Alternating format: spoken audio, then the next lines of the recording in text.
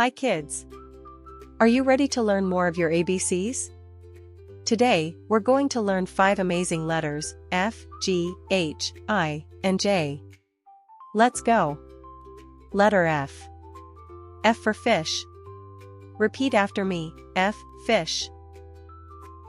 Letter G. G for goat. Repeat after me, G, goat. Letter H. H for hat. Repeat after me, H, hat. Letter I. I for igloo. Repeat after me, I, igloo. Letter J. J for jelly. Repeat after me, J, jelly. Great job, kids!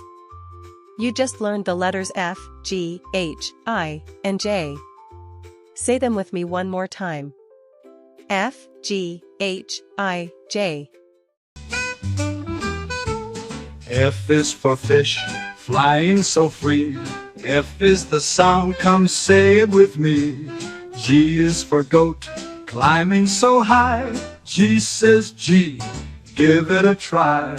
H is for hat, on your head it goes. H says ha, now you know. I is for igloo, cold and white. I says E, that's right. J is for jelly, sweet and fun. J says ja, learning is fun.